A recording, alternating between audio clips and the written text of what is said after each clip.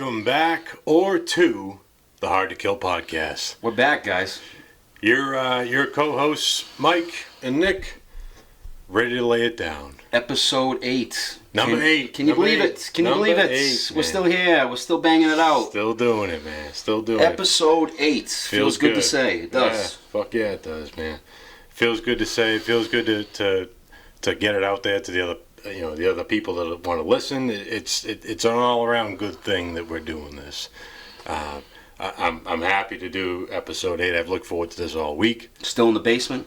Yeah, well, still working in the layer, crawl, walk, run, as they say. And don't get that twisted. We're on the come up, guys. We got multiple people reaching out to us, wanting to work, wanting to collab. Yeah.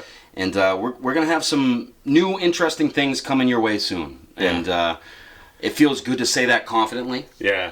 A lot of shit coming down the pipe. I don't think we expected a lot of things to happen the way they are as soon as they are, but let's just say we're excited. Yeah, we're doing big things here. We're doing big things. So first off, what did you guys think about the last podcast? Yeah, we're looking at. We had a little call in, right? We did, yeah. We had talked to Doc Martin and that dude Justin, which was new. We had a couple recommendations in the comments that they wanted to hear some, fellow Marines call in or fellow guys that we were with overseas call in, and that's what we tried to give you. Yeah. And we mixed it up a little bit. We gave you a civilian, and we gave you a military guy, right, which was Doc Martin. Yeah. And even though Justin kind of, gave us a little bit more than we expected, it was something new and it was something interesting. And it was interesting to hear the different perspective. Definitely. Like a civilian who owns a very successful multi-million-dollar company, and he seeks out vets to hire, and there's a reason for that. And I think if you listen to the last episode, you kind of know, Justin expects the best of the best out of his employees. And he goes to a certain individual for that. Right, yeah, exactly. He knows what he's looking for. And after he talked to me, he sent me 2 of the books he was talking about. He brought up a couple of books that he was talking about reading, and they were literally on my doorstep 2 days after, dude. Oh, no, he sent them right to your house? Yeah, sent them right to my house, dude. And I've started a couple. I don't have the names off the top of my head, but they're definitely books that I hope to bring in and talk about a little bit. Yeah, I'm sure. I mean, the dude came from a long line of military background. He did.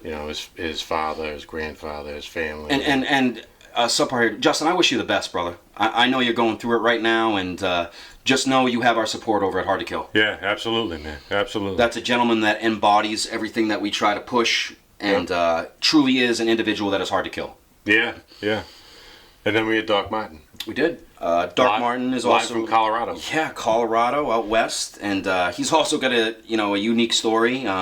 Doc Martin, uniquely enough, was one of those individuals, and you know this. Yeah.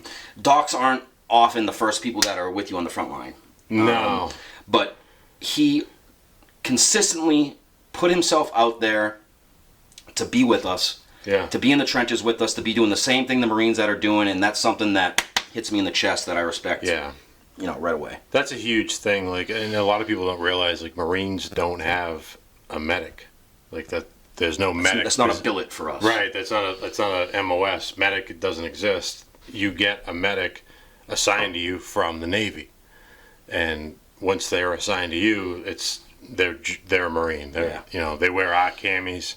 Kind of indoctrinate them into the into the shit, if you know what I'm saying. Yeah, for sure, dude. Either they last or they don't, but ultimately they become one of us. Yeah. And gain our respect. Now, don't get me wrong, we put them through the gauntlet. Right, they're held accountable by all Marine standards. Just because you're in the Navy, you're not going to not have a Marine haircut and formation. And I think it's something that they kind of bring out of themselves that they don't know for sure if they're ready for. But when they go through it, they know that they did the damn thing with us. Yeah, it's tough. You ever go to the Marine Corps ball and the docs show up, but they wear the dress white? Yes. The Navy uniform? Yep. Sharp. It's very sharp. Don't get me wrong, they don't hold a candle to the blues. Not even close, no. But some of those docs that I had deployed with and I did some shit with, they would have looked great in dress blues. You know, those are dudes who went into the Navy and they wanted to ground pound. You know, Definitely. And I feel like Doc Martin's like that. And you guys have that relationship, which is cool.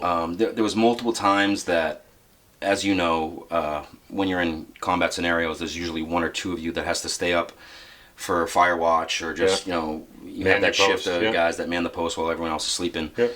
Doc Martin would volunteer to, no matter what, if he was on, usually the docs don't have to stand fire watch, it's just us, but he would volunteer to sit with me.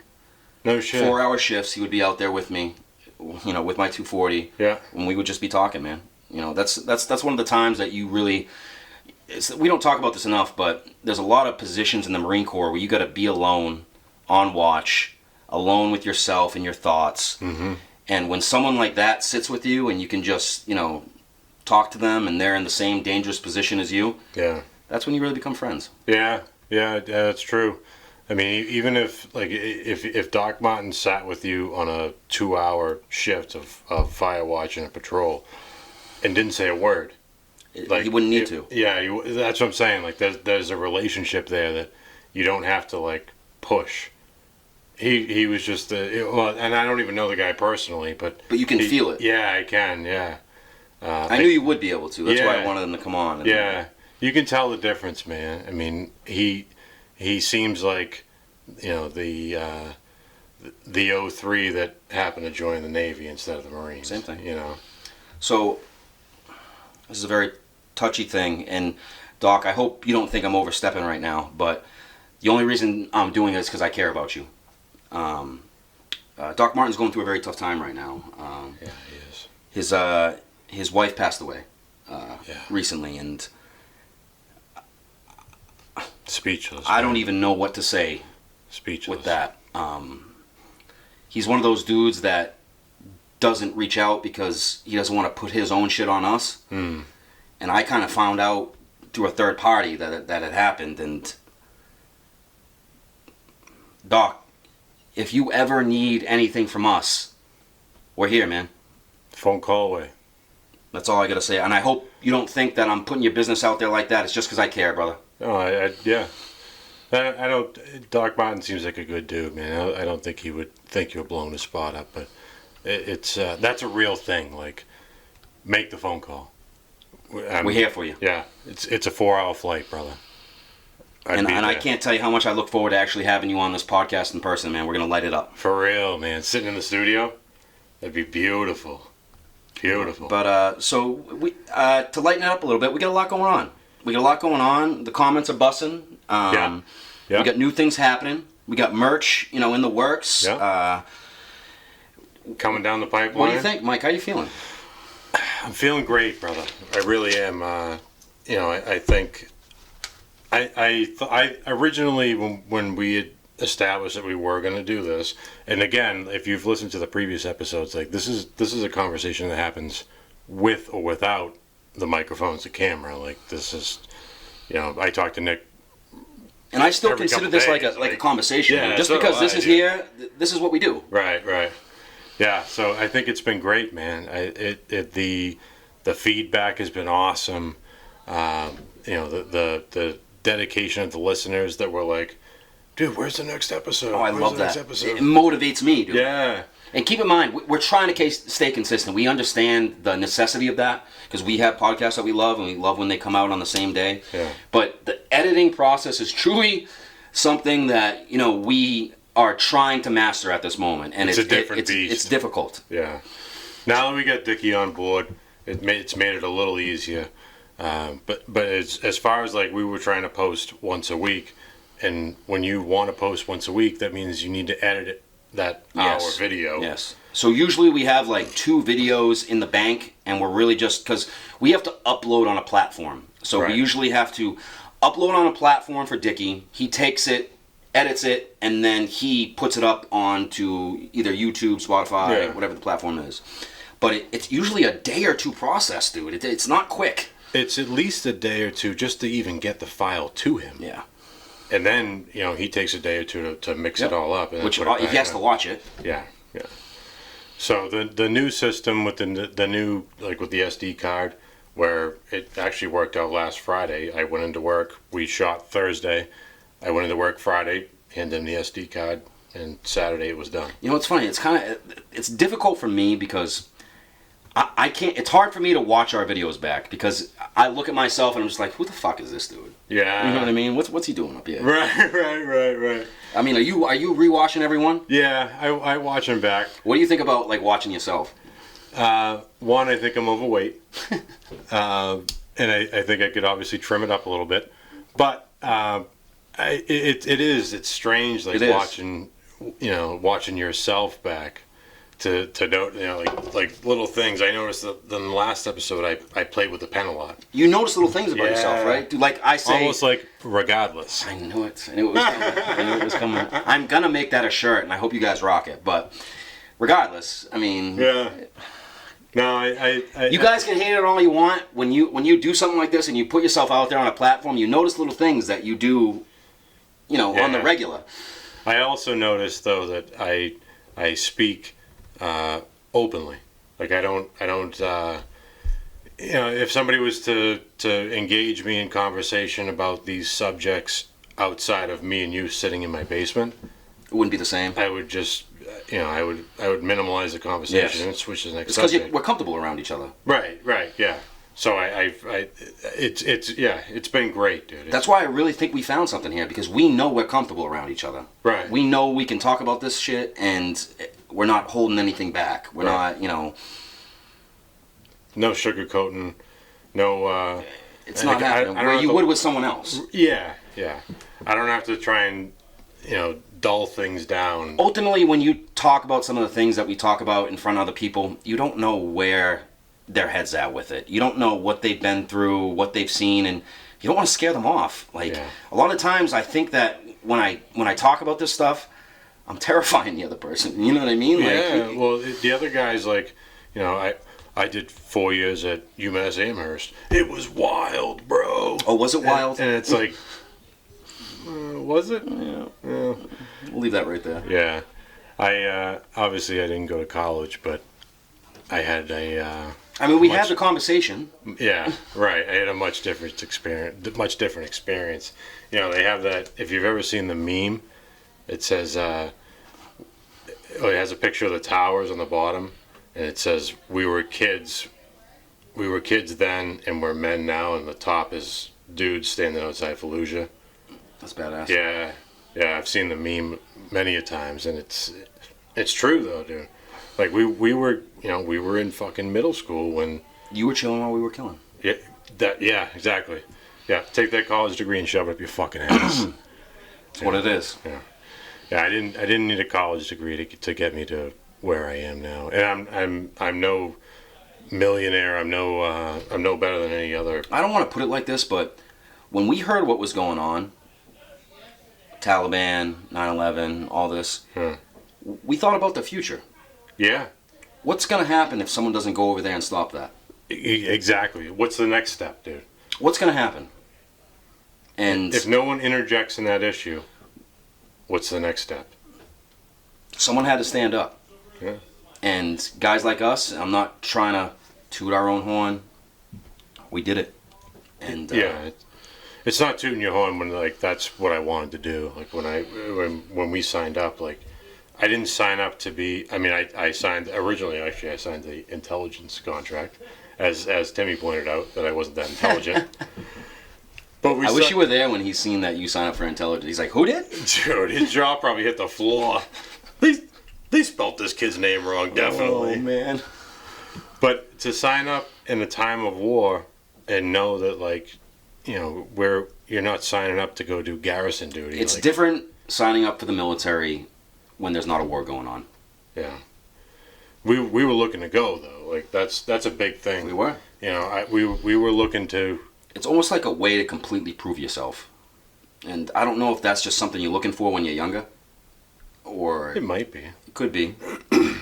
But well, at that age, dude, keep in mind at 18 years old, there's no other higher accomplishment. I believe that still. I to this day, you could have a college degree, that's cute, but you drank keg beer for fucking 3 years and you passed a couple of tests. Congratulations. No, you did that because we did what we did. Right. We secured those freedoms for you. Yeah, yeah. Don't forget that. I agree. Like, don't take that shit for granted. That And honestly, we did what we did because of the guys before us. The guys in WW2, the guys in Vietnam. Yeah. They went over there and they stopped that evil. The Gulf. You can conspiracy theory me all you want, but there are things that go bump in the night. There are evil people. Yeah. There are. Yeah. And some things you can't let go unchecked. Yeah. And when I'm proud to say we checked that box. Yeah. Yeah. When we were kids and 9/11 happened, it was like growing up in an all-American family. I don't want to keep saying 9/11 because 9/11 happened and it sucked, but we more so heard about the Taliban After 9/11, yeah. That's true, but we heard about what they were doing outside of that. Yeah. We heard about how they were kidnapping important people and just holding ransoms and Global cutting heads off terrorism. all over the world. Yeah.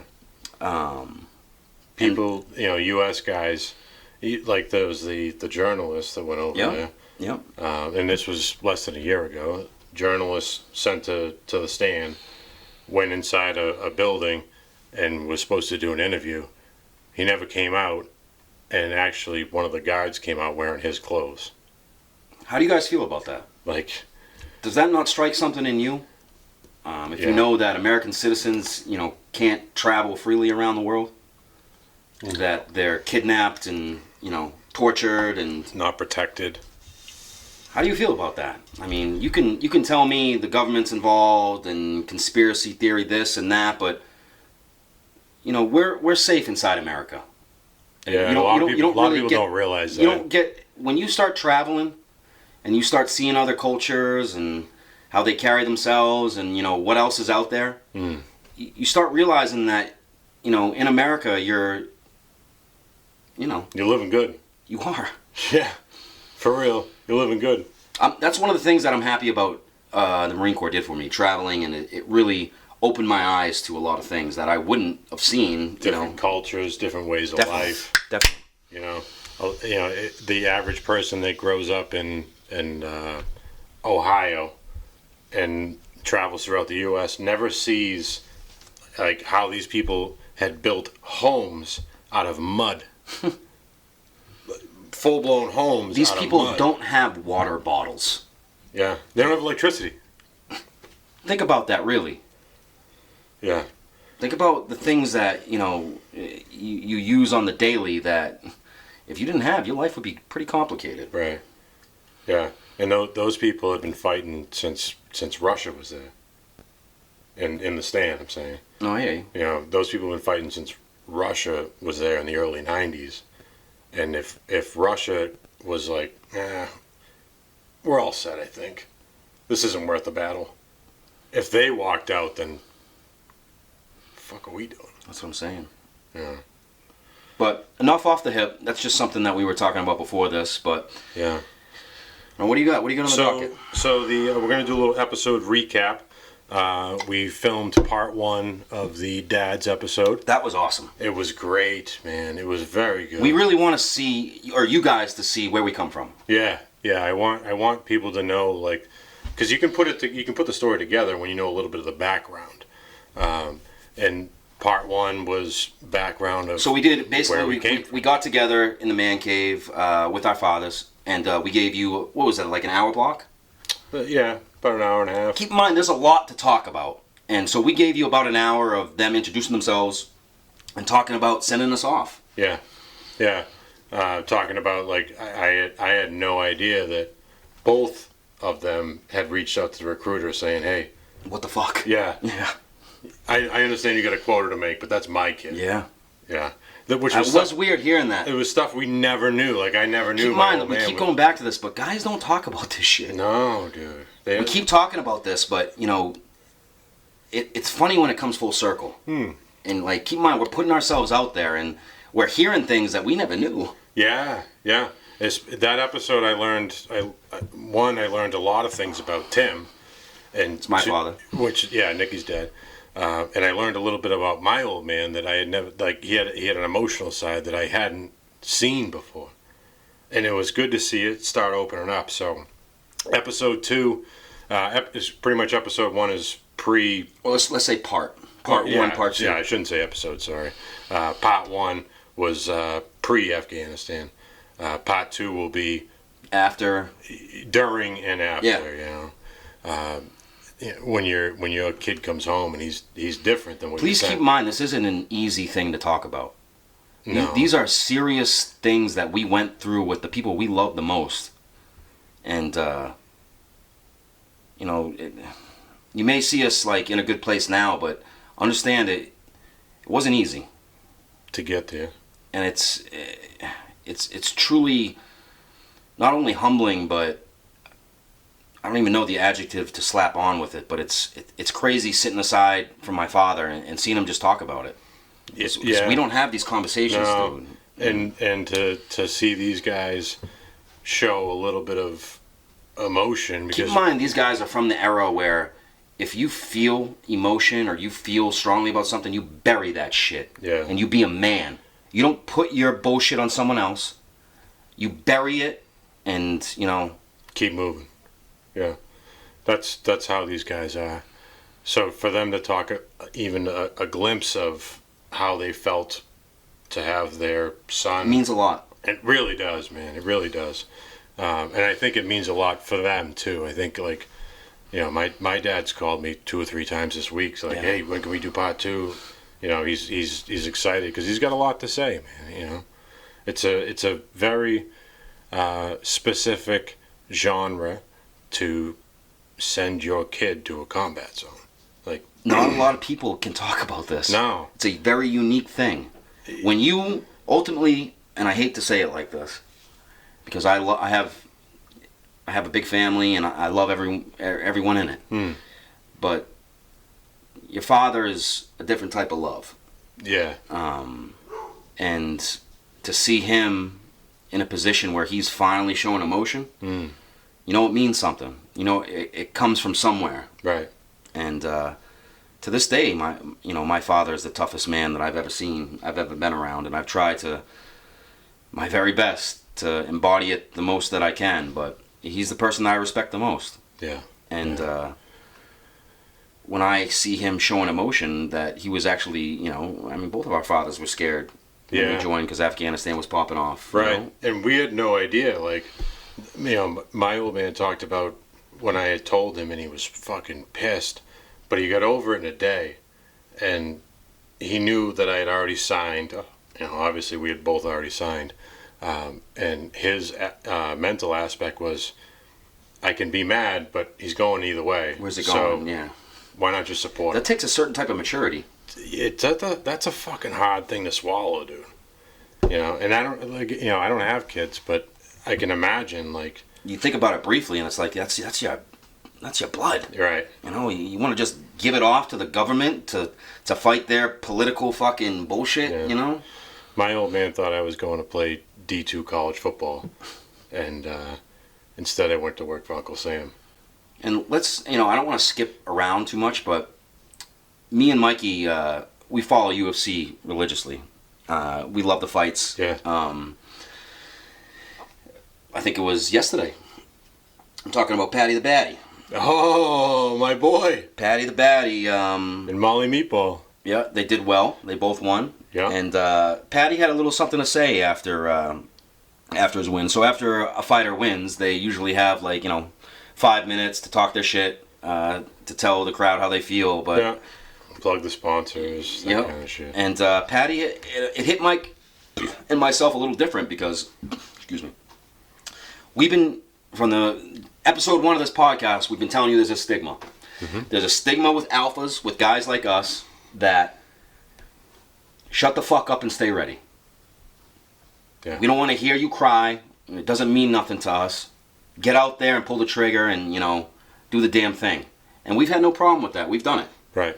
But we're starting to see, when you don't let that shit out, look at the veteran suicide rates. Yeah, 22 a day. Come on. Writing's on the wall with that. But not to get off topic, Patty the Batty said a little something about that. I guess, hopefully Dickie can put the clip up for you guys. But right. Here. To simplify a little bit for you, I guess someone close to him committed suicide. And I don't know much about the situation with that, but Patty went on to say there's a stigma, as we're trying to tell you. And I hadn't seen that clip until you showed me, like, this afternoon. And I watched it, and Nick was like, dude, this guy's talking about the same shit that we are. And I watched it, and I'm like, blown away. For it to be on that platform, the UFC platform, for guys like that to be talking about it, For him to say we're not far off. There's dude. a stigma. And that keeps showing us that civilians feel it too. Dude. Yes. You know, it's not just us military cats that, you know, have been through it. Like, there's people out there that know what we're talking about, but why are we not talking about it? Yeah. Why? Instead, you continue to bury brothers, and unfortunately. yeah, it's unfortunate. Like, and you know it too. But the only time that we get, you know, me and my dudes get together anymore is funerals. I hate to say it like that. I hate to say it like that too, but it's true. You know? I don't want it to get to that before we told that person what it was. Yeah, yeah. I think that person that had reached the end of their point, if they could sit here and speak into that mic for an hour, It'd be different. yeah, They'd have that relief feeling. Yeah. Like, wow, like there's more to life than the stressors Yeah. that I'm feeling day It's to true. day. Yeah, absolutely. I think one, whoever does Patty the Batty's haircut, his barber is on point. facts. But yeah, it was good. It was good to see those. I love that those dudes are fucking sponsored by Barstool. Yeah. Dave, Shout out to Barstool. yeah, for real. Shout out Barstool, please. Listen, we're huge fans. We've been that way since day one. yeah. We're just two local military cats that love to, you know, come and talk to you guys. Yeah, yeah. Well, if we get the chance to talk with those dudes, I'd love that. Oh, that's a huge goal for us. But to see Dave in the top hat Yeah. with the bow tie, and then when Patty the Batty went out there, he put the Patty wig on. Yep. That's Great die stuff. hard. Great stuff. Love. Check it out on to see YouTube if you haven't seen Yeah. it. Just YouTube Patty the Batty last weekend, and you see what went on. But Yeah. once again, UFC is a huge thing for us. We're trying to bring it into the podcast a little bit. We don't know how much you guys follow UFC, but we're gonna put it out there. Yeah. It's something we love. We're gonna make a little segment about it. But I thought that this particularly, you know, hit on what we talk about on the daily. So yeah, like I said, if you saw the clip of Patty, like Nick showed it to me right before the episode, and I was blown away. He's like, "There's a stigma that men can't talk. Fuck that stigma. Let the boys talk." And we love that it's getting to that point where people are actually talking about it. Yeah. Man. That's big. And maybe he didn't see what, you know, we're saying, or maybe he did, but regardless, they're talking about it. And Right. that's what we're here for. Yeah, That's what we're here for. It's a real thing, dude. Like, you know, we say it a lot, but most general men that you meet in your day-to-day life would never tell you about any No, kind they're of too tough. emotional thing. They're too tough, dude. Yeah. Yeah, the wall's up, dude. And that's fine. I understand it. But know that you can. Yeah, it's not the end of the world to You know, speak a little something. Yeah, exactly. You know. But what else we got? So we had a comment from a guy called C. Doug. See Doug. He requests that we have better microphones. And C. Doug, in response to your comment, I request that you send me some better microphones. Please. Because if you'd like to hear it better and you think you have better mics than this, we'd love to use See, it. Doug, we understand where you come from. We've seen the audio go back and forth on a couple of our episodes. Understand, We're still trying to figure this out. we're working on it. Yeah. Yeah. We're trying, and we apologize if, you know, some of the audio was off. We're working on it, and we're gonna ultimately get you a better product soon. Yeah, for real. I mean, putting Dickie on board to do the editing Yep. and spin the shit around in a day is huge. Yep. And two, he was like, we had the mics all fucking set up wrong. The tests were off. They were. he came in and squared our shit away. So hopefully we sound, Within 15 minutes. Yeah. Something that would have taken us 3 hours took him 15 minutes. So hopefully we sound good now, and you guys can hear us clean and clear. Because I know that Dickie does the audio only thing too on Spotify. Gotcha. And there's a lot of listeners on Spotify. Shout out to the audio listeners. I haven't asked you much about Spotify. Where are we at? So he sent me on Thursday. He sent me a picture of a screenshot of our demographic and like the rating, the whole setup there. The biggest thing that jumped off to me is we are audio wise, 75% of our listeners are women. Really? Yeah. Yeah. Huh. Strange enough, but shout out to you guys. yeah, shout out to those ladies. Thank you. So we're starting to realize that a lot of people listen over watching, which makes sense to me because we're busy. Everyone's busy. A lot of people utilize their podcast throughout their work week. The commute. Yeah. Yeah, people that are traveling. I know I've had buddies reach out that were like, I got a 3-hour drive to wherever, and I'll throw on 2 or 3 episodes, and that's great. That's awesome to me. People want to hear this stuff. I think that's phenomenal. It's so crazy that we're at this point that people are listening to us, throughout their day to day, and I'm still at a loss for it. Like, I love podcasts. I have me the too, ones that I bro. love, Me and it's too. crazy that me and you are out here hooking in a jab, and people are listening to us. Yeah. I said it from, day one when I started listening to podcasts. I knew that if I had someone that felt the same way that I did about certain subjects, I felt that I could do it. And it's thank you guys. Thank you for listening to us and showing that we have something here. Because if it wasn't for y'all, like, who knows what we'd be doing right now. But it makes me happy that we have something and that we're working towards something. Because ultimately we want to give you something and we want to help guys like us, because we don't see anyone else doing it. No, I definitely don't. And obviously the both of us have seen in the past a month that we've been doing these. I've had guys reach out to me that I haven't seen since I was in the stand. Yes, same here. That are like, thank you. That means the fucking world to us. You gotta understand, we're still unsure. We're still unsure. Like, are we making the right decision here? Is what we're doing, legit? Still holding stuff back. Like, I know I am. Like, I've got How can you not? a file cabinet Yeah. of stories that I could tell you guys about my time overseas, and these things are not easy to talk about. Yeah, it's not. It's going to take me a little while to get them stories out there, but they're there. They haven't gone I think our people know they're there. Yeah. That's why they're our people. Right. And please just keep showing your support. Give us your reassuring stuff in the comments. That, guys, if you like, subscribe, comment, that shows us you're interested. That shows us that what we're doing is substantial, that it's working, that we're on to something. So please keep the support coming. It means a lot. So one of the things I wanted to talk about tonight was the fact that after 2001, the recruiting commercials for That's a good one.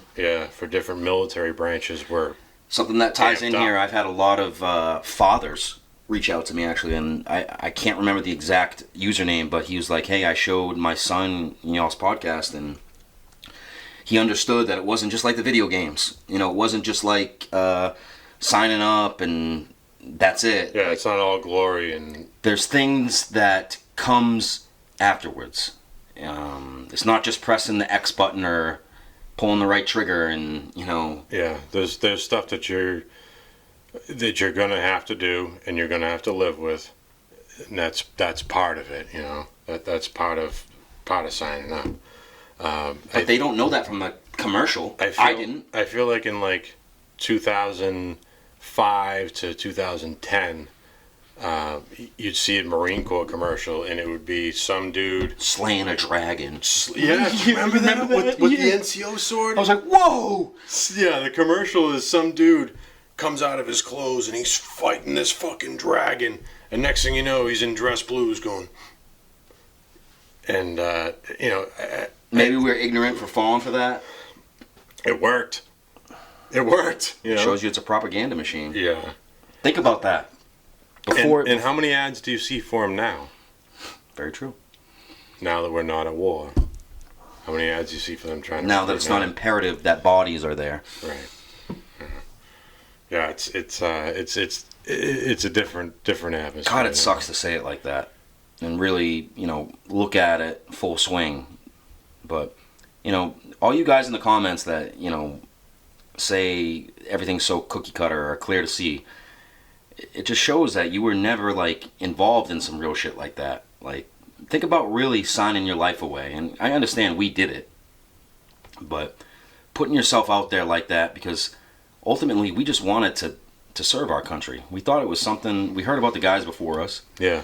And, some people still feel that that's something they should do. That America is a great place. That we are privileged to be here, because we are. Yeah. Once again, I travel a little bit. Tell me what it looks like. Right. Yeah. Try to go to another country. And, you know what? I'll still do it. I'll still fight for this place. Yeah, fuck yeah. I love where I live. Fuck yeah. I'm lucky to be here. Because you know what? I know a lot of people that aren't lucky enough to be here. Yeah. And you know what? Their day-to-day is fighting. Day-to-day where they live. They don't even have to be in the military. They got to fight to live. Think about that. Yeah.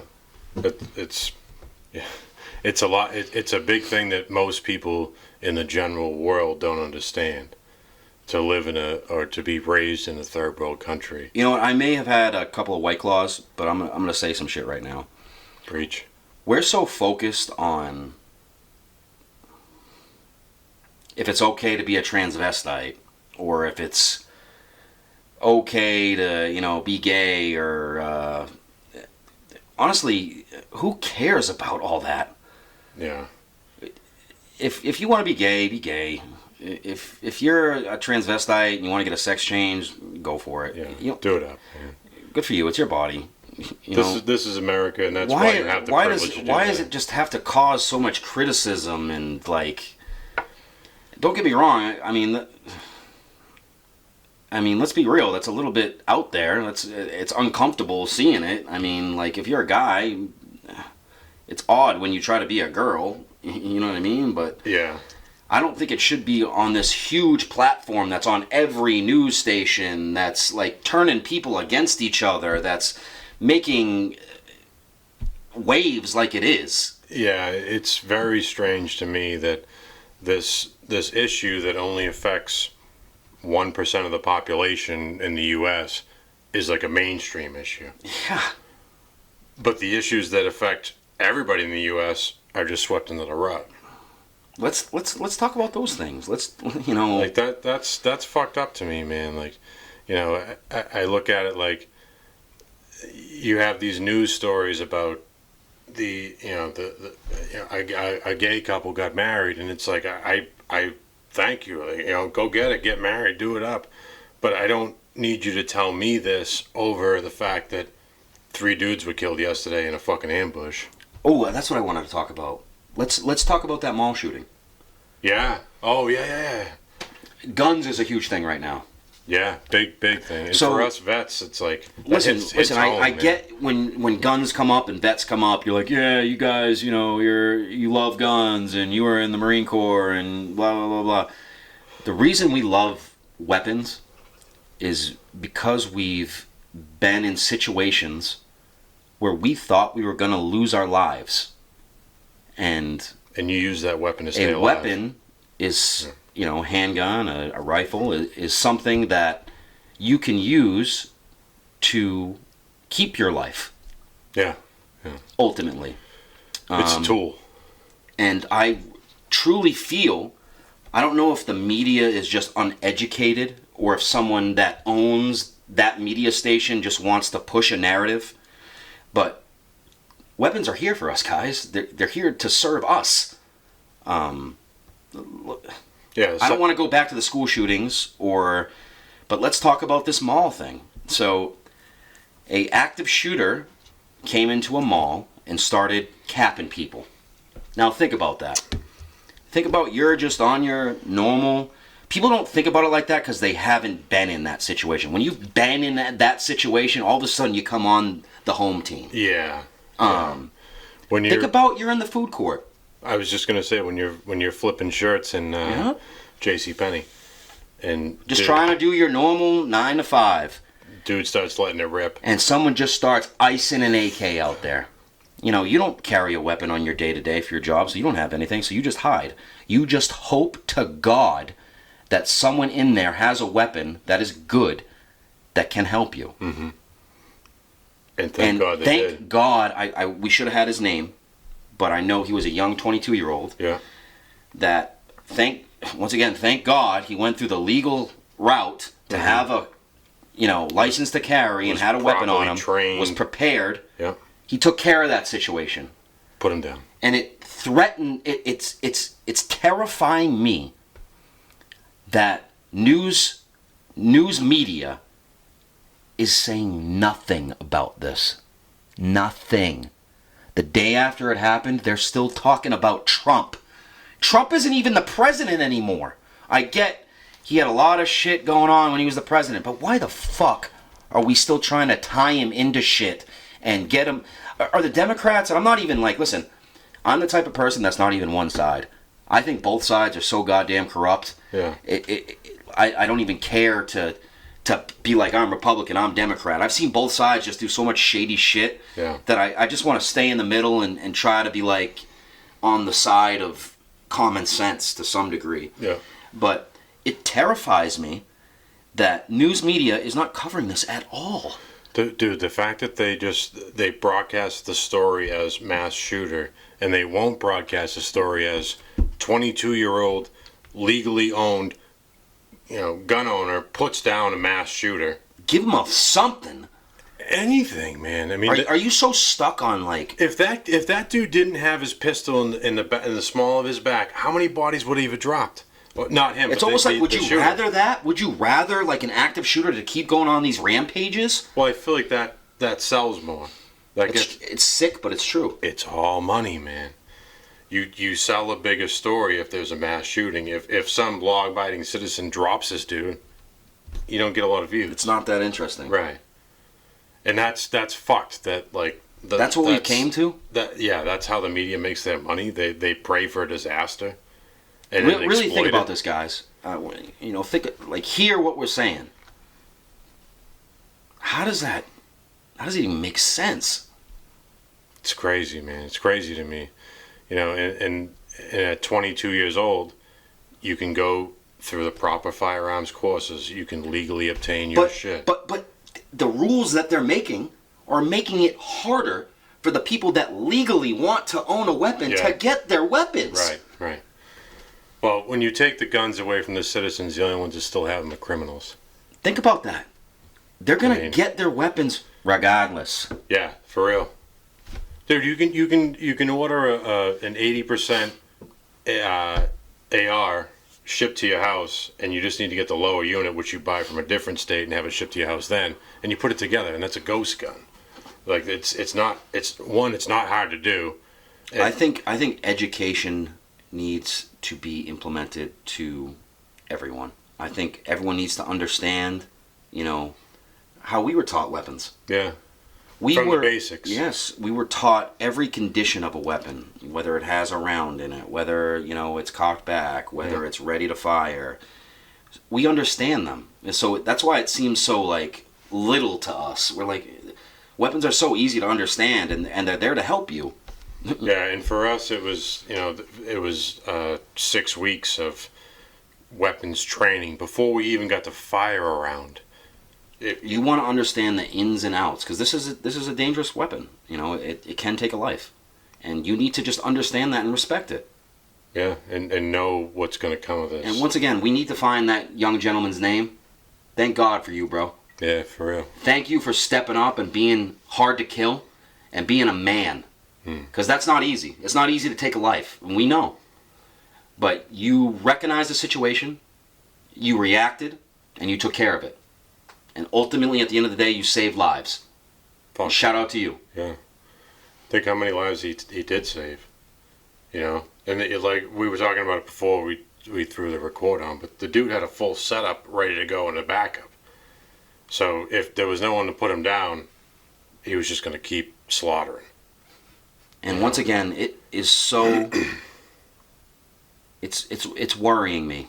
Because, you know, ultimately, we're still kind of young, dude. We're in our 30s. Yeah. We still got to live into our future. And if a media conglomerate can't see that and see the value in talking about it and educating people around the world, like, this was something good. Right. Instead of telling you the truth, they tell you what sells. What makes money. You know, the connotation towards weapons makes money. For them to tell you the good story, yeah, people don't want to hear it. They want to hear the nonsense. But here's another thing, though, dude. How many people do you know currently that follow regular, like, news, Channel 5 media? It's dropping off. It's, yeah. I know, like, a Hear that, handful. you news stations. Like, Yeah. people are starting to see the real. Yeah. There's many people out there right now that have realized... And I'm like, talking people that have followed you guys for years. Yeah. Every morning have you on. They're starting to see that. Ultimately, they're starting to see patterns. They're starting to see that you're picking up the stories that are pushing this narrative to get votes. Yeah, and people have caught on. And it's not slick anymore. Yeah, you wonder why, like, the ratings for these big news stations are down and everyone gets their news from the internet. From people like us. Yeah, exactly. And we're not saying we're the shit or anything like that, but we're being genuine, which is lacking in a lot of these news conglomerates. Right, yeah. When you listen, I mean, not that we're a news outlet. No, but, or that we're so educated. I will give you a raw opinion. I don't hold anything back. I'm not biased. Right, yeah, and, you know, I could care less what party it is. Trust me, I fought for both parties. Yeah. I fought for the country. I didn't care if you were Democrat or Republican or white, black, and I gay, hate, straight. I didn't give a fuck. If you were an American, dude, I fought for you to do your thing, shit, man. Mike. I fought for you to do your thing, man. This is the country of, you know, they say the land of the free because of the brave. And I'm about it, man. Like, really hear him. I did my time so you could do whatever the fuck you want back here. That's why we love this country. It's absolutely why I love this Fuck country, being man. Democrat or Republican. We're here because we don't put those fucking bullshit rules and laws on you. We want you to live your life happy. Yeah. Do what you want. Yeah. That's what we fight for here. That's America, man. Is the freedoms to do what you want. And you know, talk to some of these immigrants that come over. For real. Talk man. to them because it's funny that they agree with you hardcore. Yeah. Like, do you understand where I came from? I came over here in a raft. 100%. Yeah. Came over here. Yeah. Came over here in a raft. Think about that. Yeah. I floated over this motherfucker. And I just roofed your house. It looks great. No, but those are some of the best dudes I've met. Well, we're both. I do a little bit of stuff in the side industry of the construction business, but Nikki's still in the construction business day to day, and we meet people who weren't born here, but were willing to lay their life on the line to get here. Think about that. They weren't born here, and they just come here, and it's that amazing. Yeah, they just want the freedom, man. They want to be able to, you know, you want to walk off the back of your deck, crack a beer, and take a piss. Do it up. Fuck it, do it here. Yeah, welcome to America, land of the free. You know? Really think about that, guys. When you act so strongly about your party, and think about where we live, and think about these other places that. Yeah, I mean, even going back to I remember Kaepernick kneeling for the national anthem, and that bothered me. But I was happy that he could even do that. That he could do that, and he wasn't shot on the spot. Think about that. We fought. Let's see you do that in Russia. Yeah, good luck, dude. Go ahead. Good luck. Do it over there. They'd fucking blow your pumpkin off. So, it's disturbing to me to see, but I'm glad to see that rather than the dude get shot for standing up against it. You know, I like the fact that America is a free country and we're going to let you express whatever you want to do. Think about that. Being able to express anything you want. Anything. Yeah. Actually, not so much nowadays, because you can't even... If you feel differently than what the masses say, all of a sudden you're a racist. All of a sudden you're... Can you have your own opinion now? Well, if it's within reason? I think you definitely can have your own opinion. It's a matter of, do you care what other people think? And That's true. For me, it's like, you know, if you don't like who I am, what does that do to me? I don't have a business. I don't have anything. I could give a fuck less. Yeah, I could give a fuck less. But I'm glad that you're able to go have your Sunday ice cream and go home to sleep in your fucking warm bed with a hot shower. Yeah. Because there's some people out there that ain't doing it. Yeah. And we've lived there. Oh, fuck yeah, I have, dude. That's where it kind of comes in that some people should join the military and just see that other side. Mm. You know, I can understand that. Mm. Yeah, and for the dudes that, like, the dudes that never left home to go... Sometimes those are the people that have the strongest feelings, that have the most outspoken feelings. The guys that have stayed in their basement right. and just watch. Honestly, it's the people that just upload the news media. Yeah. That watch that non-stop. If you just watch that fucking bullshit constantly, you're gonna be that ignorant person. Right. You're gonna formulate a thought of your own based according to what you've seen, what you've soaked watched, in, and right, you're gonna be that right. person that's a keyboard warrior, that's talking all this shit about how, you know what I'm trying to say. None of that shit matters, dude. You know, we talked about it in previous episodes. Like, when you're overseas and you're fighting for the United States of America, nothing else matters. That's all it is. Nothing else matters. Race doesn't matter. Your political party doesn't matter. Because the guy to your right's black, the guy to your left is from Mexico. The fact that your mortgage is due doesn't matter. Your car payments due doesn't matter. You're there as a unit and you're operating to achieve one goal, and that's eliminate. We all want to be free, and we all want to, be able to talk and do what we want. I love I shouldn't say I love. I hate the fact that the public media tries to pin us against each other. But can you guys see that all the media is trying to do is turn each other against each other? Which is crazy to me because I've been in the trenches. We've been there doing the stuff at the front lines. Yeah, and we would look at what the media was talking about. Like, what the fuck? Yeah. That's not what's happening. Right. They paint this certain picture, but when you look in the trenches, we all have the same camis on. Yep. It's people from every which way walk of life, but we're all there for the same goal, and it's to bring your brothers home. To fight your war and bring your brothers home. And to hold that flag high. Yeah, and to let them know that you don't fuck with America. We have the ability in this country to express whatever feeling you want. That's powerful. And it's protected because guys like us want that.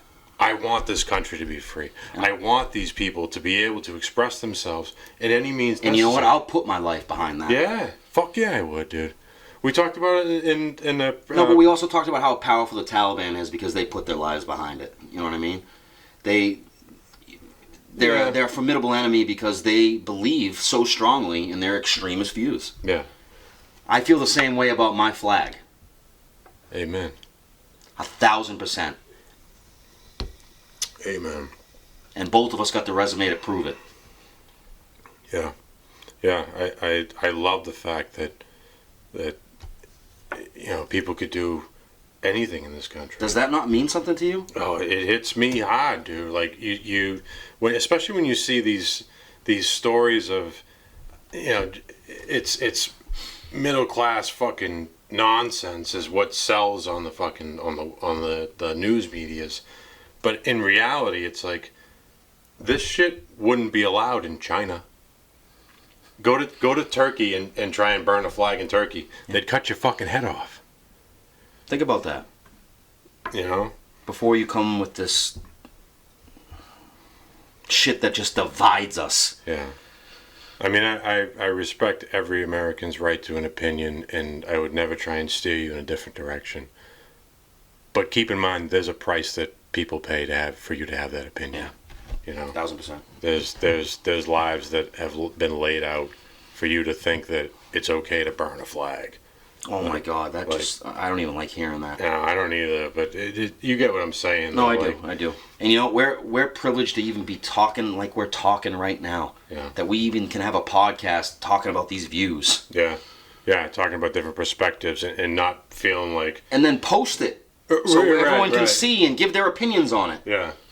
And not feeling like the feds are about to kick my fucking door in.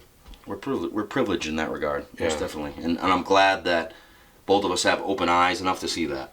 Yeah. I don't think it's a common thing. A lot of people have predetermined views on different things. And for guys like us, like, you know, I've been to an area where you were fighting for the country. You weren't fighting for whatever organization you were trying to be part of. I get you. So when there's people marching in the streets and protesting and shit, it's like, that's what I fought for, so you could do that. So you could even do it. Right, so you could do that. Try and do that in fucking China. Shit, we just got off on a tangent. No, it was good though. And keep in mind, like, we feel that way because we fought for it. We know guys that lost their lives for it. Like I'm saying, lost their lives. Yeah. We had to go back and talk to their family to explain why so and so, you know, just has a flag to represent himself now. Having to make that phone call. That's real. Yeah, that's some. But before you argue about it, and before you just, you know, spit all this and that about it, really think about what we're saying here. Yeah, there really is no division when it comes down to defending the country. So don't let them lead you into the fact that there is. It's not true. We're blessed to even just have that conversation right there. Yeah. Without the doors being kicked in and. Yeah, and being fucking put down at gunpoint. Yeah. What else we got? We got Jared's graduation ceremony. Okay, so I have two younger brothers, and my youngest is Jared. Jared is graduating this weekend, and we're having a little party at the house. Where's he graduating from? Come on. Boston, brother. BU? Yeah, come on now. Boston University? Did the damn thing. Dude, that's crazy. Isn't it crazy? Because, listen, when me and Mike joined the Marines, my brothers, Zach and Jared, were very young. And that's kind of how we remember them still. Yeah, I've always, and you know, they've both gone on to be successful individuals, but I've always thought of Zach and Jared as like the kid brothers. Yeah. You know, they've always been like and they're grown men now. I shouldn't think of it that way anymore, but I picture them as like us as kids. Of course. You know, playing football in the backyard. You know, I'll take Zach because he's heavier. Zach used to be a big boy. Dude, yeah, he's a good football player. Well, BYF, backyard football. Yeah, come on. But so Jared's graduating, and we're thinking about doing a live podcast from the party. We want to try to like capture the vibe a little bit and talk to some of his friends and maybe talk to his. You know, keep in mind this is the much younger generation. See how they feel about some of these topics. Yeah. And, I'd be curious to know how he feels, because he was probably 14, 15 when we joined. Yeah. No, So- younger. Yeah. Younger. All right, I'd be curious to hear his point of view. Like, he was a kid, his oldest brother is going to war, Yeah. and all you do is you see it on the news. I remember what's coming going on. back and talking to Jared's class. Yes. Yeah. Like giving a PowerPoint and talking to his class about, you know, what I did over there. Right. Yeah. It's funny how things come full circle, but No, I congrats to you, Jared. Yeah, absolutely. I love you, brother. And I'm excited for it. Yeah, I think that's great, man. I think that him growing up with two older brothers and a father that are like the image you would portray of a man. You know, I appreciate that. Yeah. Thank you. Well, no, I mean that. You know, Zach, yourself, your father, We're all workers. yeah, and hard, not afraid to fucking get dirty, do whatever it takes to get the job done, and I think Jared emulates that in a different aspect. But I do think that he obviously looks up to you, to your brother Zach, to your father. You know, Jared kind of uses his brain more. It's funny how, like, it started with me, and I hate to sigh on it, but he was so much smarter than us. You know, it's funny to see how that works, though, because the kid's a brainiac. he is. And God Good bless for him, him. man. Good for God him. bless him. I wish I could have done that. Yeah, you know, Without busting your ass every day, you know, but... struggling to spell your name, and, you know, basic shit. Yeah. But that kid excelled, man. And I think, I do think that the fact that his older brother is a Marine, it did fight in the war. Like there's a certain example set there, and maybe I'm just the outside looking in, but I do think that Jared emulates your behavior as far as keeping himself composed and together, and I definitely think Zach does. For sure. Zach For sure. keeps himself in a you know, Zach was obviously never in the military, but he keeps himself in a very military manner, the way he dresses, the way he carries himself, the way he talks. Yeah. And that doesn't come from BU. That's true. That's true. I never thought of it like that. I always thought of it that way. Like, you know, the oldest one leads the way, and the other brothers will fall in line. And I think they get the aspect of not only hard work, but the way that you need to live your life to progress. I think that, you know, call me crazy, but I think that comes from you. I really do. I hope so. I hope that I could at least impart something on them. Yeah, I think they look at the fact that, like, oh, you know, my brother was fucking kicking doors in the Helmand province, so my Friday night I couldn't get a cab. It wasn't that bad. That means a lot. Thanks, man. No, that's for real. I really do think those dudes emulate that, and I've talked to them both, you know, since we've been out, and I see them at the house, I see them at Timmy's place, and they're always very respectful. Well mannered. Yeah, professionals, and I do think that comes from something that you learned. I hope so. I think those dudes, one, they respect the fuck out of you. They might not say it because they have that man thing that we keep it inside. But that stigma we keep talking about. Yeah, but I do think that those two dudes emulate the example that you set, and well, I love them. You know, I love them too, dude. I love those kids like they're my brothers. You know, and shout out to both Zach, Jared. You know, congrats, and you know, being successful in your own fields, and keep doing your thing. Yeah, we're ready to go bail out Zach. That's a whole other podcast. Yeah, that'll be another episode. I'll tell you the story where I get to go bail out Zach. But yeah, so Jared's graduation's good. We're gonna try and sit down with him for a little at the party. Yeah. And you know, get the young. Get the young vibe. Get the young mindset and see what our ideas look like when they bounce off. It's funny when you're like actually old, and. So is Jared 21? 22.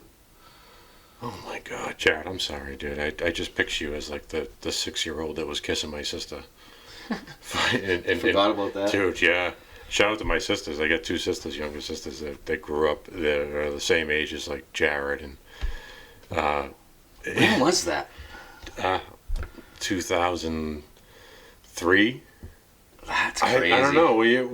What year was? My sister Erica was born in 01. My sister Ashley was born, I think, in 03. So right around that time frame, like early 2000s, mid 2000s.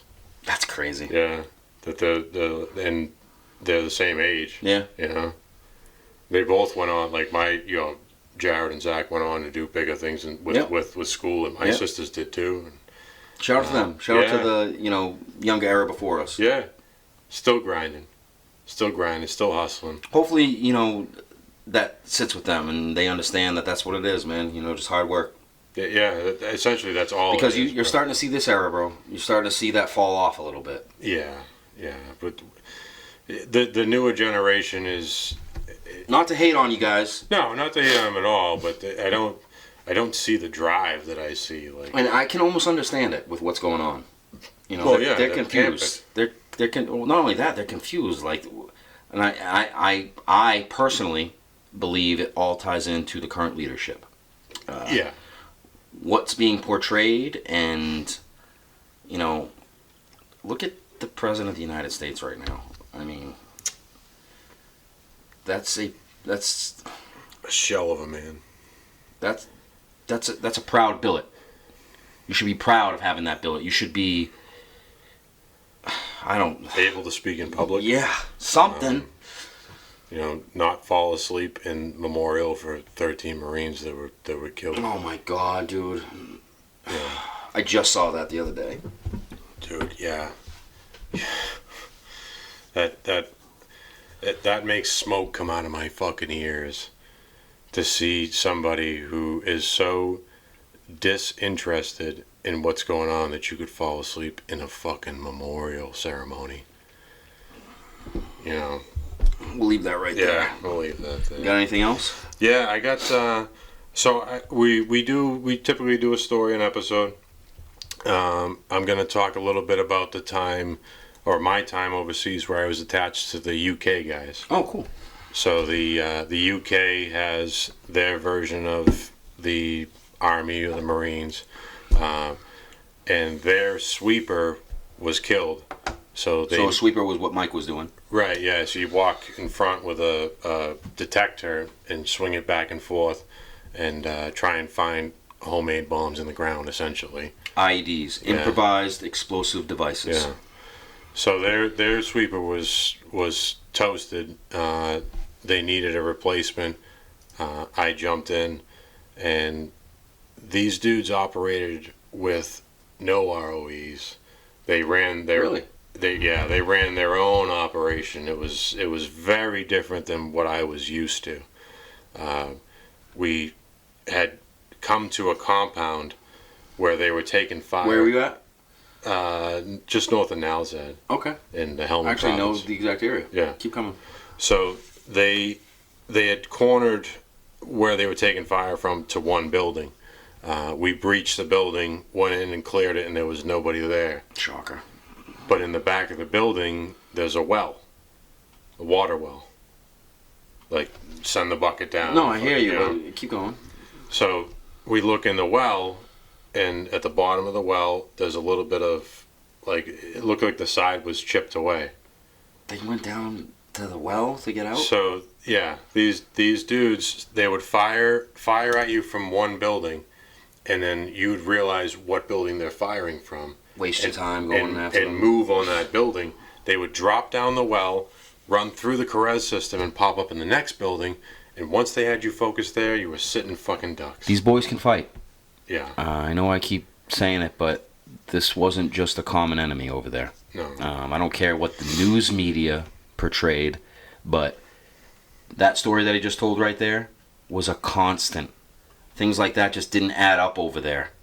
So when I got attached to these dudes, and we had found that they were using the Carez system to bounce from building to building to building to take their shots, the UK guys, and hats off to them, man, they're some wild dudes. Oh, yes, they are. They're some wild Gotta love that. dudes. Gotta love that. Like, these dudes live on the edge of their pants. So I got attached to these guys as a sweeper. They found the inlet to the Carez system. Okay. And we're looking at the hole where you'd have to like slide in through the rocks, and then you're essentially in like a subway system between all the fucking compounds. And I'm looking at the hole, and I'm the engineer, so I have to go first. And I looked at the fucking the UK dude, and I'm like, I ain't fitting in that hole. He's like, not gonna happen. He goes, oh lad, drop your flak. Like, what? So now you want me to go in there with no slick? Yeah, with no weapon and with no flak, and I'm gonna sweep for bombs underground. Fuck that. And essentially the dude was like, yeah, we got you 6. Yeah, I bet you do. So I did it. I fucking dropped flak. The dude handed me a 45, and he's like, yeah, just carry this with you. I fucking stuck it in my pocket, like just in the inseam of my Pack of pocket. Skittles? Yeah. And I fucking slide through this hole. that's like the size of a watermelon. I got to fit my whole fucking body through here. And then we get in, and I started moving through there, and my heart's like thumping because you don't know what's around the next corner, dude. I'm in an underground. They call it a Carez system, so it used to be a waterway. That's how you would pump water to different mud huts. Yep. And these dudes got smart enough that they used it as a transportation. Oh my God. So going down through there and sweeping areas and moving through, you know, it's half the size of a doorway, some of the corridors you got to go through. But they had ammo, they had weapons. Oh shit. They had medical supplies. Oh wow. They had all sorts of shit stored in this Carez system. So obviously they would fight and they would drop below deck. Damn. And come in here to How far down was it? Probably like 30 feet. Hey, that's underground. Yeah. You know, that's I had to slide through multiple very small holes. Ugh. You're not claustrophobic at all? Not anymore. Oh man, I could not do that. Well, I was more. You're a big dude. Well, yeah. I was more concerned about crawling through that hole and hitting a tripwire and collapsing. Or how about coming back up? Oh, I came out the other end, dude. That's the crazy shit. So we go through, and we had found a cache of weapons and ammo, and the next little corridor that was dug out was all the medical supplies. You know, if you needed bandages, if you needed gauze, or like they had a little. It looked like a tote, like something you would fucking put in storage. Yeah. Full of fucking medical supplies, rounds laying all over the place, and we obviously must have chased. Clearly, like a get ready area. Yeah, like that's where you go to fucking strap it on. And I came out the other end, and where the other end came out, it was the first building in the village. Okay. So you could travel That far through this town, Jeez. underground, come up in a house, you know, dump a clip, and then drop back down and come up in a different one. By house, I mean mud compound. Yeah.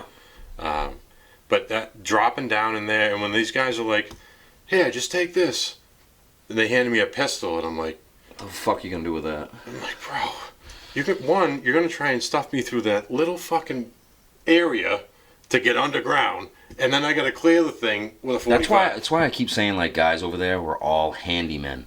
Like, Yeah. Afghans, like, they don't have anything, so they got to learn how to just be Improvise. good with what they have. Improvise, adapt, overcome. Understand how to work with what you got. And that's why, they're doing what you're talking about right there. They're using the Cortez systems and going from mud hut to mud hut. I haven't had my heart pump like that in a long, long time. But, walking, like, it's not even walking. You're essentially scaling this underground rock formed passageway, and the Brits are like, yeah, go ahead, just get in there. Yeah, go ahead, go for it.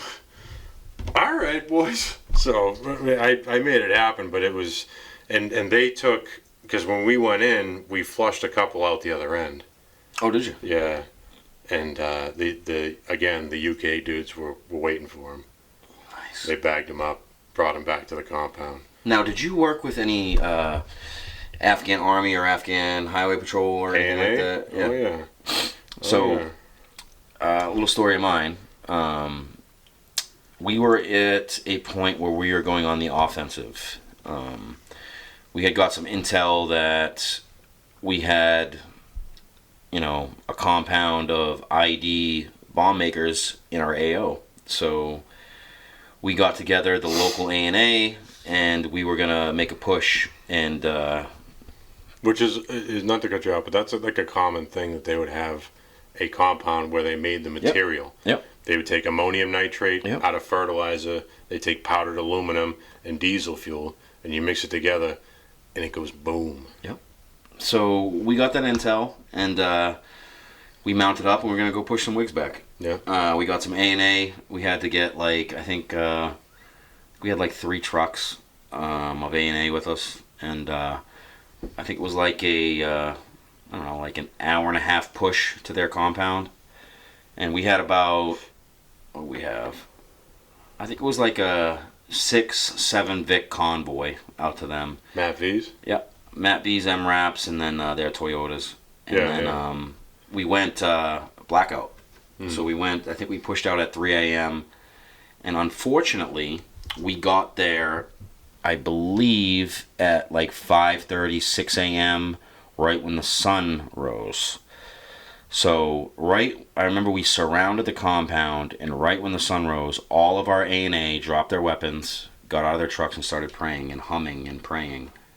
Oh, yeah, that's a big thing. Man. 4 or 5 vehicles dumped out of the compound and went north, dude. And we're like standing there ready to attack. Our A&A's out of their trucks, and the Taliban just dumps out the back. And we're like, that happened a lot to us, dude. Like, the prayer thing is... Well, that's what really made me think that, like, our A&A, our, Afghans that we fucking lived with. That you're supposed to be training to take over your responsibility. Which was our job over there, was to train them to take over.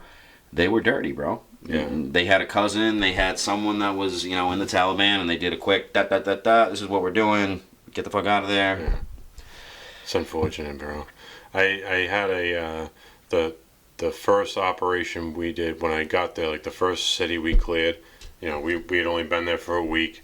And they put these A&A guys with us, and they were fucking useless. Mm-hmm. Like, they didn't do anything. They just float around in the back of the patrol. Now, I say that to say, I've had a few capable guys that were in the A&A that actually... I'm sure they're out there. I don't doubt that. I never found any of them. I actually... Shout out to Rambo. Halfway through the deployment, I was so fucking fed up with these dudes that when I had found a door that I thought was fucking was rigged. Go ahead and go first.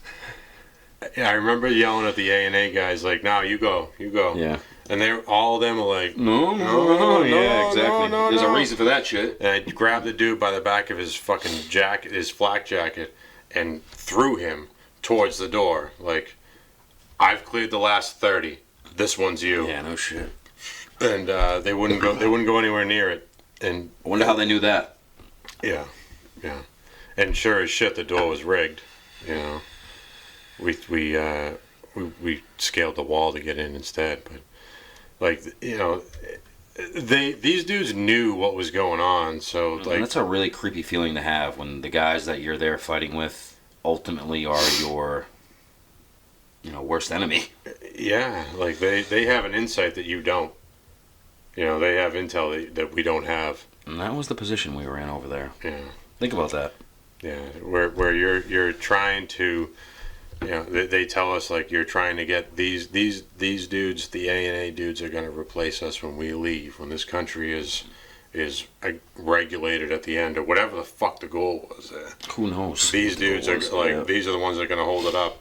And go figure, we weren't gone fucking 3 days and everything was overrun. Like, shocker. We knew, trust me, I saw some of them A&A guys, and I'm not saying all of them are like this, but most of them wouldn't stand a fucking chance. No, not at all. They'd have struggle fighting their way out of a wet paper bag, It's a shame, but... It sucks to think that, everything we did over there was ultimately just a wash. Yeah.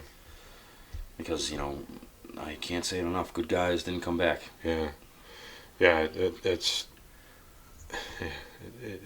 hard. It's hard for us to talk about, to even just like mentally process that aspect.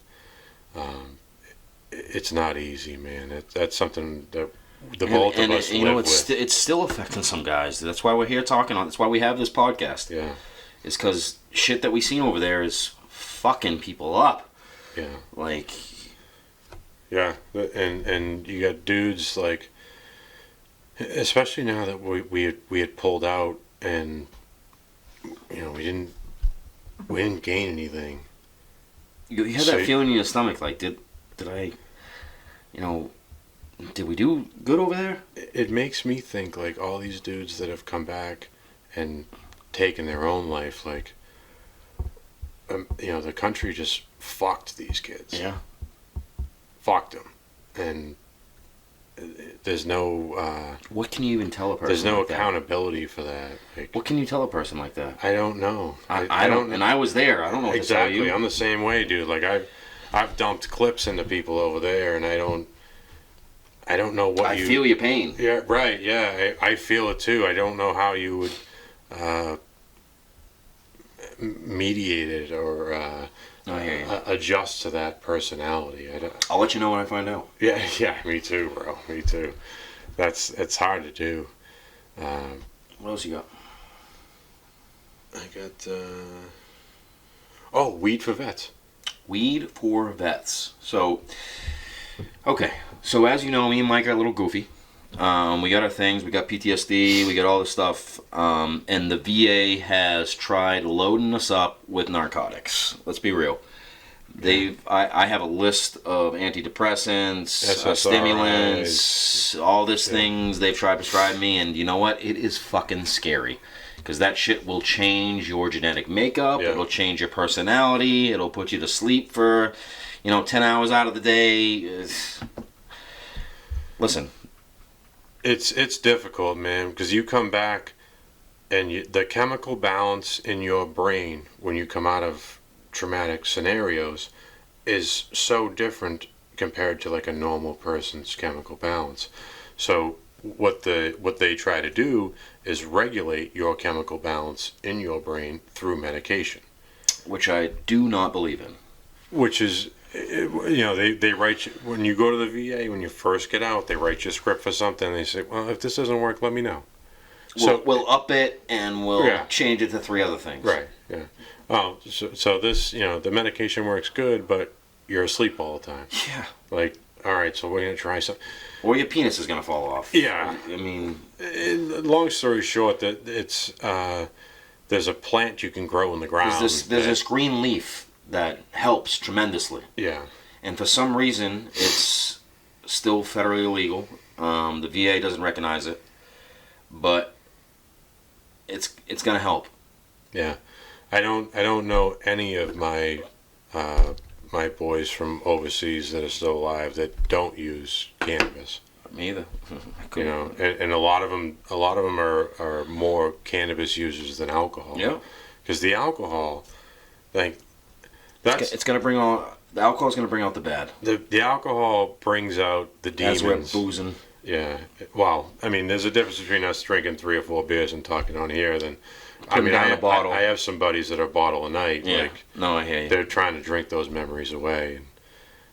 When you start aggressively drinking to put your demons away, it's only a matter of time at that point, man. And we say that because we've seen it. We got boys that have done it. We've been I've there. Watched it, man.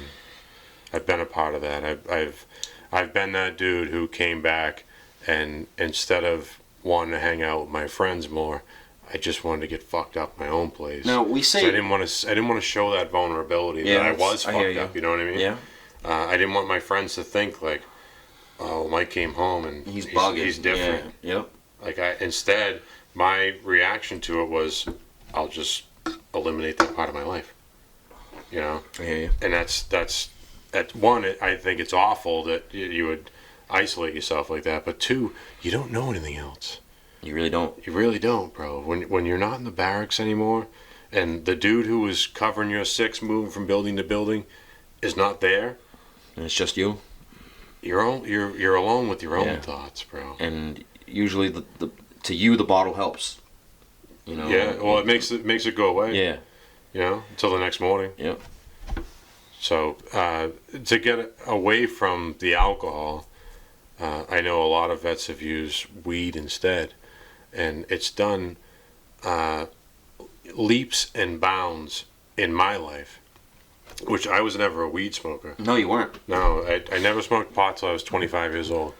And I only smoked pot at 25 because I was done living the alcohol-influenced post-deployment lifestyle. Like, I couldn't do this anymore. I was a different person. And the weed was like, it made me, you take a step back and go, all right, hold on. Here's the situation. Here's how we can. It almost makes your brain work differently. It like makes you think differently about things. I don't know exactly how to describe it, but first off, it calms you down. Yeah. And then it lets you take things one by one and address them. Step by step. Where alcohol is Think about the worst everything's- thing possible. Yeah, and it's all at once. Yeah. You know, it hammers. Listen, you. we're not professionals talking about this. We're Yeah, telling you I'm- what's worked for us. Right, right. Yeah, and yeah, I'm no psychologist, but I know that. We both have documented PTSD through the VA. We've dealt with it various ways, and we tell you confidently enough that cannabis is something that helps. Absolutely, man. It's, and like I said before, like I don't know anybody that I served with that's out now that doesn't use it for the Nor do I. PTSD Nor do or I. TBI, Yep. for any of that stuff, dude. Like, and it's so much more veteran friendly than alcohol is. So I can't tell you how many guys I can count on fucking two hands that have had too much to drink and they go off the deep end. Yeah. And they Either pull the trigger, start a fight, get arrested. You know, Yeah. one of them. It's one of those three, yeah. And I've seen all three of them, which makes me think like, you know, if that dude could put the bottle down and just have a couple hits of weed and relax, maybe he'd still be alive. Yep.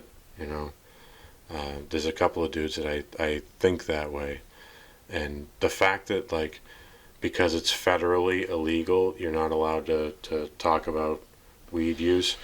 I look at it like that's a life-saving mechanism for veterans. I don't care what it is. If it's going to keep this dude who fought for this country alive, Yep.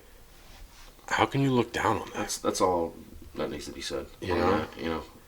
These dudes who went over there and did the fucking thing, like us, and you come back and a little bit of weed takes the fucking edge off. It makes you feel like, all right. You know, like you feel like Shit's manageable. Yeah, yeah. Where that's looked at as a connotation, and alcohol is looked at like, do what you want, just keep it behind doors. Yeah, no shit. I think it's very detrimental to most vets. Yeah, I agree. You know, the and the fact that we have these dudes who are reaching out that wanted to talk to us. Yeah, so we had a couple of guys from a local weed company reach out to us, and hopefully we can turn that into something. Yeah.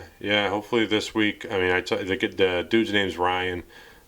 He's also a vet, and Which goes a long way. Right, he's an Army vet, and his business partner is a Marine Corps sniper vet.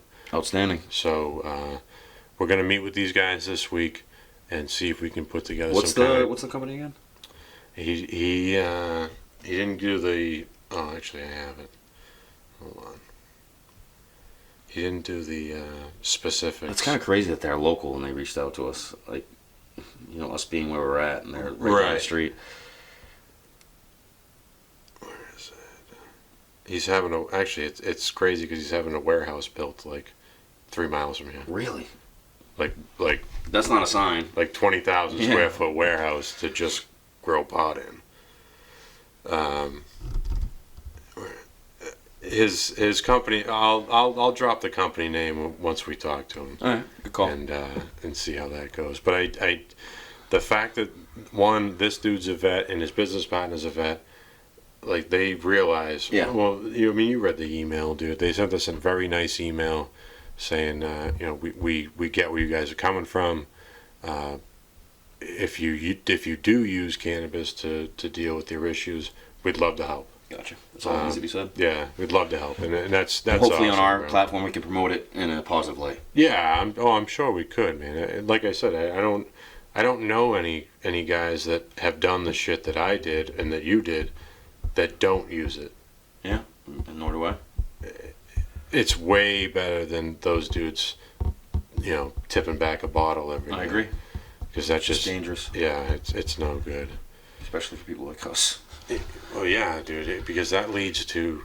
No, when alcohol lubes up your system, you will make that call. You will do that thing that you're questioning. You will load that gun. Yeah. Yeah. It's a problem. It is. And we say it lightly, but that's definitely a problem. These dudes that have these issues that have built up for so long, and then you get enough booze in you that you're like, I'm gonna do something about it. No good. And then they shoot themselves, and it's Yeah. like, No good. you know, that this all could have been calmed down by a hit of weed. It's sad because I know a few people I do fall too. right into that category. I do too. I've been to a funeral. It's hard talking about this stuff without assimilating it to our lives, but it's real, man. It is real. Like, I've been to a funeral where the dude. This isn't a joke. This isn't us just talking about things because we want to push a narrative. We have lived this, and these are real things. The dude let his thoughts get the best of him, and then poured alcohol on top, and shot himself. That's a terrible combo. And great Marine. Mike, that's what we're here for. Yeah, that's what we're here for, and that's what we're going to try to stop. Put the stigma to rest. Yeah, man. Let's talk it out. So, guys, we got another one in the books. Yeah. This was actually I felt good about this podcast. I think we got a lot talked about, and we got a lot of new stuff coming at you guys. Yeah. So please interact with us.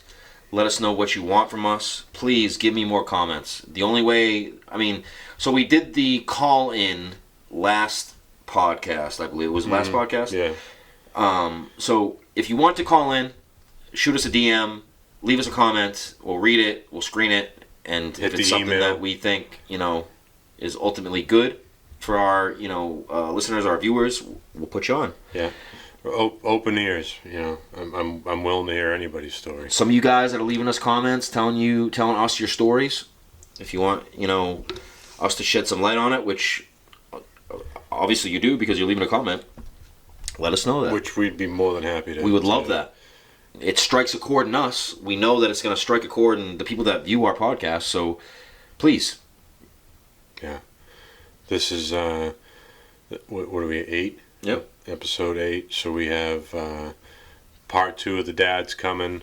We've got an interview scheduled Thursday with my boy Jake Robinson. Let's drop this now. So me and Mike are in the process of taking a trip and down the East Coast, and we got a couple people mapped out, significant people that have some stories to them.